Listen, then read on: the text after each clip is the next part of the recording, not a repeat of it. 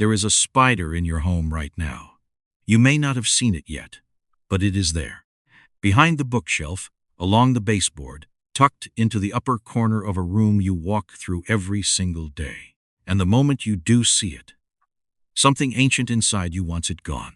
That reaction is so fast, so automatic, that most people never stop to question it.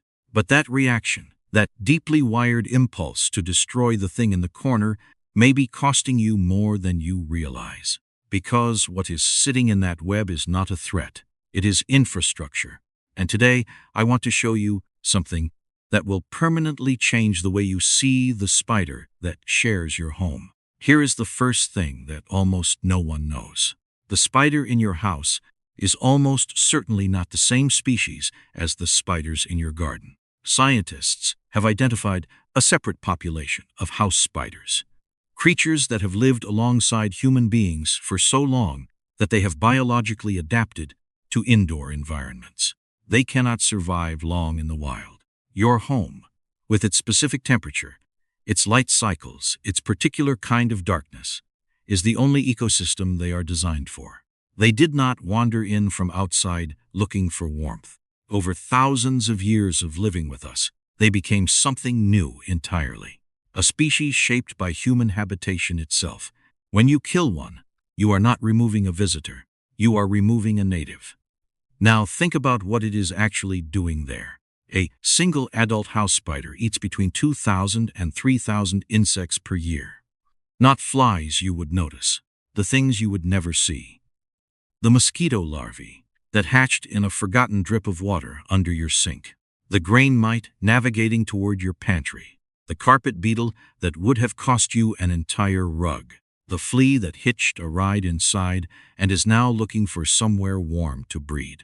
Your spider is intercepting all of it, silently, on a structure it engineers and maintains with more architectural precision than most people give it credit for. Spider silk is weight for weight, stronger than steel, and more elastic than nylon. The web is not random. It is placed with geometric intention at the exact crossing points where insects travel. But the part that genuinely stunned researchers is what happens inside a spider's nervous system. Spiders have no centralized brain the way we understand it.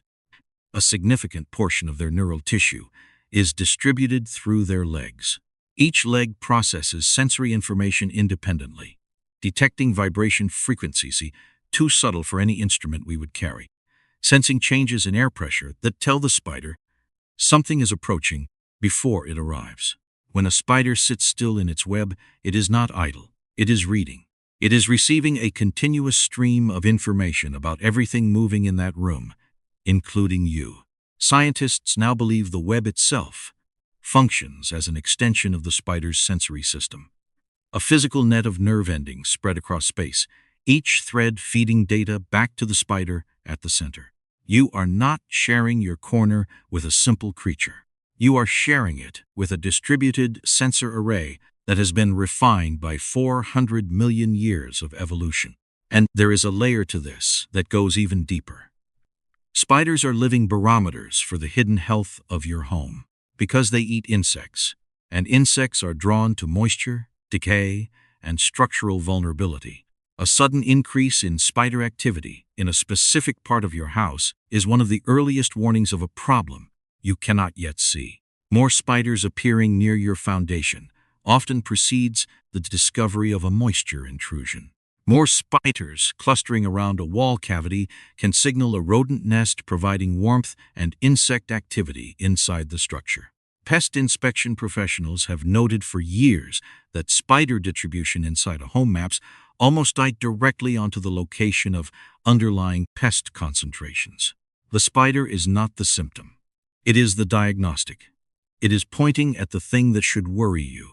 Then there is what certain house spiders do to genuinely dangerous species. The cellar spider, the one most people dismiss as a fragile, trembling mess of legs, has been documented in peer-reviewed research, actively hunting and killing black widows. Not avoiding them, hunting them.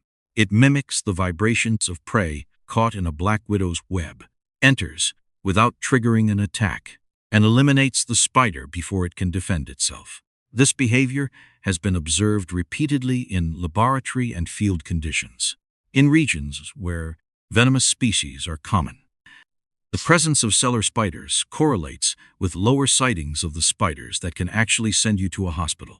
The creature you have been killing with a shoe was your bodyguard.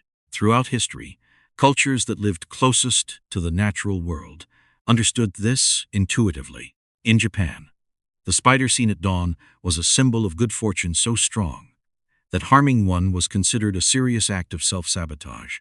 In ancient Greece, Arachne was not simply a myth about arrogance. She was a figure who held the power of weaving, which in the ancient world meant the power of connection, of structure, of holding things together. In the Lakota tradition, Iktomi the spider is the teacher of pattern recognition, of reading what is hidden. These are not coincidences scattered across unrelated cultures.